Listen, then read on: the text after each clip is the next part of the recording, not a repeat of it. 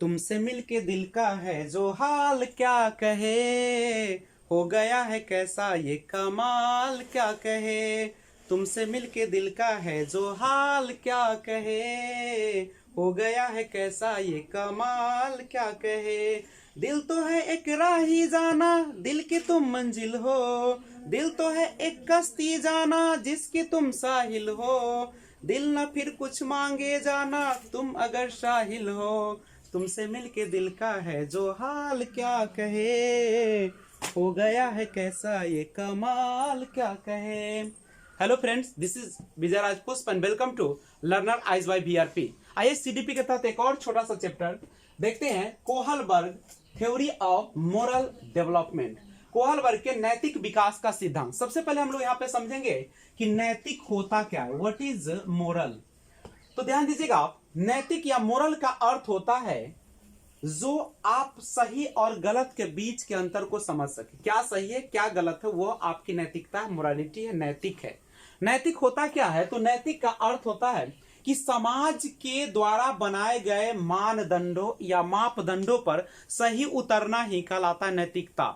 यानी कह सकते हैं कि जो हमारे समाज के द्वारा, हमारे पीढ़ियों के द्वारा, पूर्वजों के द्वारा, हमारे माता पिता के द्वारा या आसपास के लोगों के द्वारा जो रीति रिवाज बनाए गए हैं, जो नियम बनाए गए हैं, और उसके अनुरूप चलना ही कहलाता है नैतिकता। यानी नैतिकता का विकास के लिए जो जिम्मेदार होते हैं वो सबसे ज्यादा उसके माता पिता, उसके परिवार, उसके समाज, उसके आसपास का वातावरण होते हैं।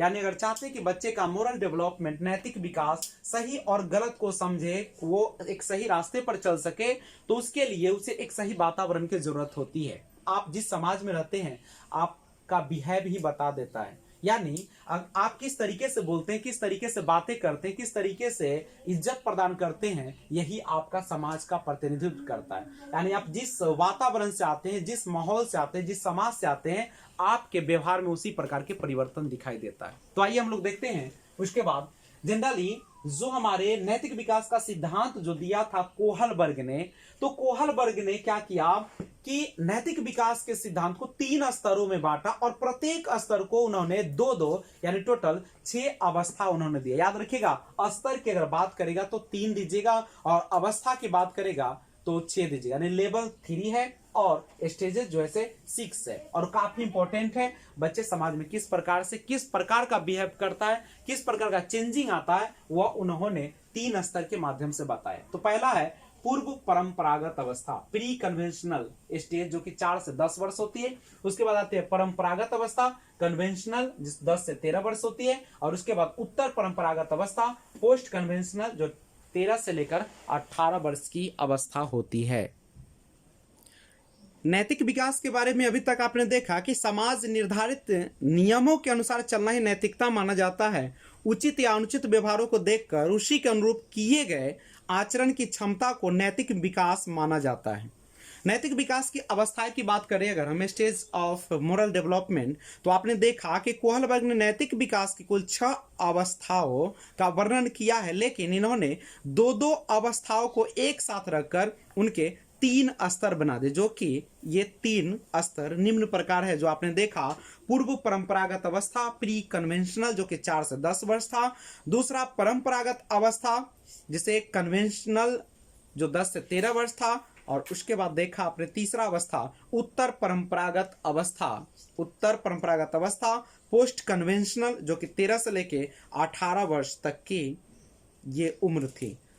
अब उसके बाद पूर्व परंपरागत स्तर होता क्या है, तो कहता है कि जब बालक किसी बाहरी तत्व या किसी भौतिक घटना के संदर्भ में किसी आचरण को नैतिक अथवा अनैतिक मानता है, तो उसकी नैतिक तर्क शक्ति पूर्व परंपरागत स्तर की कही जाती है। इस स्तर के अंतर्गत 2 अवस्थाएं आती हैं। ये क्या कहा कि जब बालक किसी बाहरी तत्व, जो बाहर तत्व मौजूद है, या किसी भौतिक घटना के संदर्भ में किसी आचरण को नैतिक अथवा अनैतिक मानता है। मान लीजिए कि आपका समाज है, यहाँ पे जब छोटे व्यक्ति बड़े को अगर पीट देता है तो आप कहते कि अनैतिक है। लेकिन क्या जरूरी है कि हर जगह पे यह नियम सही होगा? क्या आप ऑफिस में जाएंगे तो क्या वहां पे तो लेवल उम्र के अनुसार नहीं होगा, आपके बुद्धि के अनुसार चलती है, काम के अनुसार चलती है। तो कहता है, इन्होंने कहा कि यह किसी भौतिक घटना के संदर्भ में किसी आचरण को नैतिक अथवा नैतिक मानता है, उसकी नैतिक तर्क शक्ति पूर्व परंपरागत स्तर की कही जाती है। यानी जब वह अपने आसपास के वातावरण को देखकर नैतिक अनैतिक मानता है तो हम उसी को कहते हैं पूर्व परंपरागत स्तर, यानी परंपरा से पहले की स्तर। इस स्तर के अंतर्गत दो अवस्थाएं आती है, यानी भौतिक घटना को देखकर ये ऐसा काम करता है, बाहरी तत्व को देखकर करता है।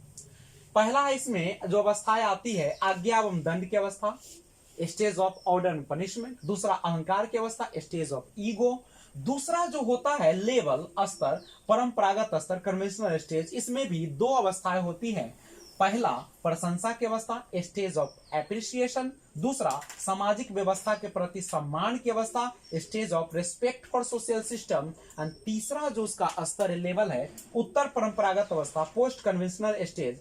इसके भी दो अवस्थाएं हैं। पहला सामाजिक समझौते की अवस्था, स्टेज ऑफ सोशल कॉन्ट्रैक्ट, और दूसरा विवेक की अवस्था, स्टेज ऑफ कंसाइंस। तो आइए हम लोग एक एक करके सभी लेवल को और सभी स्टेज को देखते हैं।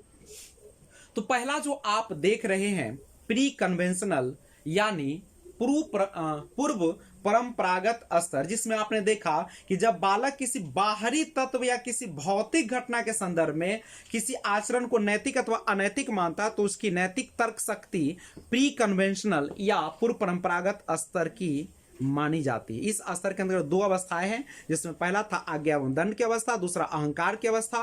तो आइए पहले देखते हैं आज्ञा एवं दंड की अवस्था, stage of order and punishment. तो सुना जाए इसको। इस अवस्था में बच्चे का चिंतन दंड से प्रभावित होता है, यानी बच्चा कोई भी काम जो करता है वह कैसे करता है, वह दंड के लिए, दंड से प्रभावित होकर करता है। जब उसके माँ बाप उसे मारते पीटते हैं और कहते हैं कि बाहर मत जाओ नहीं तो तुम्हें पिटाई लगेगी, तो वह दंड के डर से वह बाहर जाना बंद कर देता है। परिवार के सभी सदस्य बच्चे को कुछ कार्य करने के आदेश देते रहते हैं और इन आदेशों का पालन न करने पर बच्चे को दंडित किया जाता है। इसलिए बच्चा सोचता है कि दंड से बचने के लिए आदेश का पालन करना अनिवार्य है, यानी आज्ञा एवं दंड की अवस्था। यानी बच्चा आज्ञा को, किसी कार्य को करने के लिए इसलिए विवश रहता है क्योंकि वह दंड से डरता है। जब उसके समाज के लोग उसे कहते हैं कि अगर तुम गलत करोगे तो तुम्हें समाज से निकाल दिया जाएगा, या समाज के लोग आप पर प्रताड़ना करते हैं, तो बच्चे दंड के डर से उस काम को नहीं करते हैं। इसलिए इस अवस्था को आज्ञा एवं दंड की अवस्था भी कहा जाता है। कम आयु में और अपरिपक्व होने के कारण बच्चा किसी कार्य को करने का या न करने का निर्णय इसलिए करता है क्योंकि वह दंड से डरता है, अर्थात आज्ञाओं का पालन इसलिए करता है कि वह दंडित न हो। यानी वह किसी काम को इसलिए कर लेता है ताकि उसको दंड न मिले, उसे मारा पीटा न जाए, या किसी प्रकार के उसे टॉर्चर या प्रताड़ना न दी जाए। समाज के लोग, घर के लोग, माता पिता उसे किसी प्रकार की कह सकते हैं कि उसके साथ गलत बिहेव न करे। तो ये है, यानी आज्ञा एवं दंड। आज्ञा इसलिए मानता है ताकि दंड से बच जाए बच्चा। उसके बाद है दूसरा अवस्था जो कि अहंकार की अवस्था है, स्टेज ऑफ ईगो, यानी पूर्व परंपरागत स्तर को दो भाग में बांटा गया। पहला आज्ञा एवं दंड की अवस्था, जिसमें बच्चा अपने आज्ञा का पालन इसलिए करता है ताकि दंड से बच जाए, और दूसरा अवस्था जो है उनका अहंकार की अवस्था। इसमें क्या है, इस अवस्था में आकर बच्चे के चिंतन का स्वरूप बदल जाता है। जैसे जैसे बच्चे की आयु बढ़ती और परिपक्व होता है तो वह अपनी आवश्यकताओं और इच्छाओं को समझने लगता है। यदि उसका कोई उद्देश्य झूठ बोलने से पूरा होता है तो झूठ बोलता है, और अगर भूख लगी और चुरा कर वह कुछ खा लेता है तो वह इन क्रियाओं को नैतिक आचरण ही समझता है। नैतिक विकास की अवस्था का आधार बालक का अहंकार होता है, ईगो होता है। मतलब पूर्व देख रहे थे उस समय बच्चा जो था आज्ञा का पालन इसलिए कर रहा था क्योंकि दंड न दिया जाए, लेकिन इस अवस्था में बच्चा जो होते हैं उसमें परिपक्वता आने लगती है, और परिपक्व होने के कारण बच्चा जो है अब वही करता है जो उसको अच्छा लगता है, यानी वह अपनी बातों को ज्यादा प्राथमिकता देता है। अगर उसे लगता है कि झूठ बोलने से उसका उद्देश्य पूरा हो रहा है, मान लो बच्चे कहते हैं कि हम अपनी माँ कसम खाते हैं, अपने पिता कसम खाते हैं, तुम्हारी कसम खाते हैं, तो वह जो है झूठ मुटका खा लेता है, क्योंकि जानता है कि मेरे उद्देश्य की पूर्ति होता है और इससे कुछ होने वाला है नहीं। तो कोई झूठ बोलने से अगर उद्देश्य पूरा हो तो बच्चा झूठ बोल देता है। अगर भूख लगी है तो चुरा के खा लेता है, और वही उसी को नैतिकता समझता है, उसी को सही समझता है। वह उसे परवाह नहीं होती है समाज की या अपने माता पिता की। तो ध्यान रखिएगा इस चीज को। यानी अहंकार की अवस्था वह अवस्था होती है जिसमें बच्चे अपने इच्छाओं के उद्देश्यों की पूर्ति के लिए वह कुछ भी करने पर तैयार रहता है, सिर्फ उसका उद्देश्य पूरा होना चाहिए। अगर किसी को जान मारकर और उससे कुछ पैसे मिल जाते उसके जीवन चलाने के लिए जहां वो विवश है, तो बच्चा वह भी कर देगा यहाँ पे। तो यह है आपकी अहंकार की अवस्था, यानी बच्चा वही करेगा जो उसे अच्छा लगेगा। और दूसरा जो स्तर है परंपरागत स्तर, कन्वेंशनल स्टेज, ये परंपरा का स्तर है। नाम से ही लग रहा है परंपरा। परंपरा माने जो चली आ रही है, जो समाज है, जो हमारी संस्कृति है। इसमें भी दो अवस्था आती है, पहला प्रशंसा की अवस्था, स्टेज ऑफ एप्रिसिएशन, दूसरा सामाजिक व्यवस्था के प्रति सम्मान की अवस्था, stage of respect for the social system. तो आइए हम लोग परंपरागत स्तर में पहला देखते हैं, प्रशंसा की अवस्था, स्टेज ऑफ एप्रिसिएशन। इस अवस्था में बच्चा जो भी करता है वो दूसरे लोगों के द्वारा उसकी प्रशंसा करने के लिए करता है। यानी वह समाज में कुछ ऐसे व्यवहार करता है जो दूसरे को अच्छा लगे, ताकि उसका बड़ाई हो, उसका नाम ले, सभी उसकी गुणगान करे, सब कहे कि हाँ बच्चा बहुत अच्छा है, ये है वो है। तो बच्चा जो है दूसरे लोगों के द्वारा उसकी प्रशंसा करनी। यानी अगर आप इस अवस्था में बच्चे से कुछ करवाना चाहते तो दो चार प्रशंसा कर दीजिएगा, बच्चा करने के लिए तैयार हो जाएगा कोई भी काम। इस अवस्था में बच्चे उन्हीं व्यवहारों को उचित या नैतिक मानता है जिनके लिए परिवार, स्कूल, पड़ोस, मित्र मंडली से प्रशंसा प्राप्त करते हैं। इस प्रकार हम कह सकते हैं कि इस अवस्था में बच्चे के चिंतन का स्वरूप समाज और उसके परिवेश से निर्धारित होता है। तो बस इस चीज को ध्यान रखिएगा कि यह जो होता अवस्था, प्रशंसा की जो अवस्था है, वह उसके समाज के द्वारा, उसके मित्रों के द्वारा, स्कूल के वातावरण के द्वारा निर्धारित होती है अपने द्वारा में। दूसरा है सामाजिक व्यवस्था के प्रति सम्मान की अवस्था, stage respect for the social system.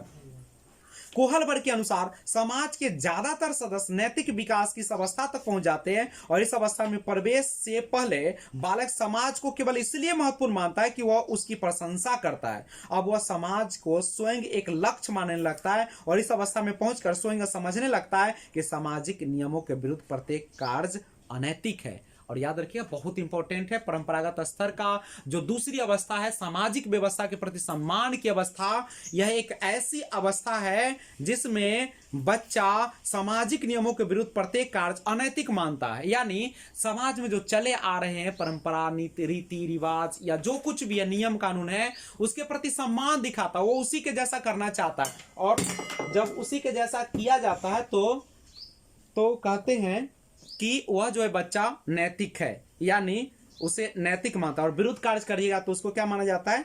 अनैतिक माना जाता है। तो यह था काफी इंपॉर्टेंट है, समाज के प्रति सम्मान दिखाता है। तीसरा जो स्तर है उत्तर परंपरागत अवस्था, पोस्ट कन्वेंशनल स्टेज। इसके भी दो अवस्था है, सामाजिक समझौते की अवस्था, स्टेज ऑफ सोशल कॉन्ट्रैक्ट, और दूसरा है विवेक की अवस्था, स्टेज ऑफ कंसाइंस। तो देखते हैं सबसे पहले तीसरा उत्तर परंपरागत स्तर का पहला अवस्था, सामाजिक समझौते की अवस्था। तो आइए सामाजिक समझौते की अवस्था जो होती है वह क्या होती है? व्यक्ति परस्पर लेन देन में विश्वास करने लगता है। देखिए समझौता करता है, लेन देन में विश्वास करने लगता है। व्यक्ति व समाज के बीच एक समझौता होता है। व्यक्ति यह मानने लगता है कि व्यक्ति को सामाजिक नियमों का पालन इसलिए करना चाहिए क्योंकि समाज हमारे हितों की रक्षा करता है।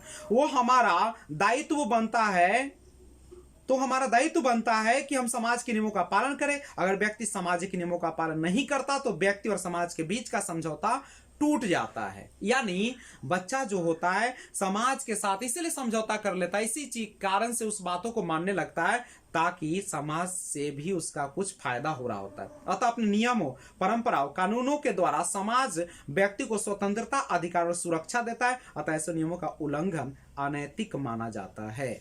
यानी वह समझता है कि समाज में रहेंगे सुरक्षित रहेंगे, वो हमें हेल्प करेगा, किसी भी कार्य में हमें मदद करेगा, इसीलिए बच्चा समाज के नियम कानून को मानता है। और दूसरा है विवेक की अवस्था, स्टेज ऑफ कंसाइंस। इस अवस्था में पहुंचने पर व्यक्ति नैतिकता के बारे में अपना दृष्टिकोण भी विकसित कर लेता है।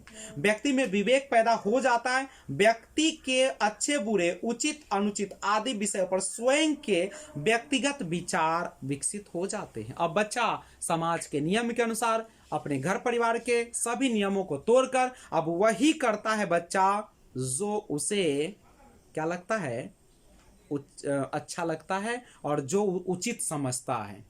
वह अगर समाज में कोई ऐसे कानून बना दिए गए हैं तो अच्छा नहीं है तो उसका विरोध करे। जैसे महिलाओं को घर में शादी के बाद रखकर बंद करना, वो बच्चा समझने लगता है कि अनैतिक है और उसे अनैतिक भी करता है और उसके विरुद्ध कभी कभी तो वह आंदोलन भी कर देता है।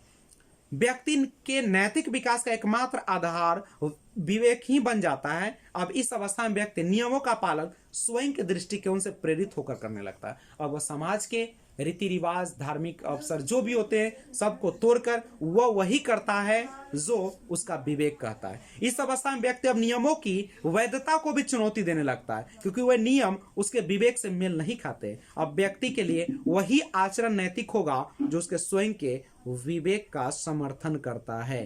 तो इस अवस्था में बच्चा आकर पूरी तरह से मैच्योर हो जाता है, परिपक्व हो जाता है और विवेक की अवस्था है। अब वही काम करेगा जो बच्चे को विवेक कहेगा, जो सही गलत उसका दिमाग कहता है। अब वह समाज के विरुद्ध भी खड़ा हो जाता है, परिवार के खिलाफ भी आ जाता है। और यह एक ऐसी अवस्था है जब वह माता पिता की बातों को कम सुनता है, दोस्तों की बातों को ज्यादा सुनने लगता है और जो अच्छा होता है उसे अच्छा कहता है, जो खराब होता है उसे खराब कहता है। विवेक की अवस्था है ये, और ये काफी आंदोलनकारी होती है। बड़ी आंधी तूफान की अवस्था भी ये होती है। तो इसमें बच्चा अपना विवेक लगाएगा, किसी के बहकावे में आकर, किसी की बातों को सुनकर वह निर्णय नहीं लेता है, बल्कि खुद का निर्णय लेता है। तो ये काफी इंपॉर्टेंट है, आप ध्यान रखेंगे इस चीज को। और आज बस इतना ही। Thanks for watching. अगले वीडियो लेकर आ रहा हूं बहुत जल्द एक बेहतरीन कंसेप्ट के साथ, तो बने रहिए और इस चैनल को सब्सक्राइब करें और बेल आइकन को ऑल पर प्रेस करें। Thanks for watching. जय हिंद, जय भारत।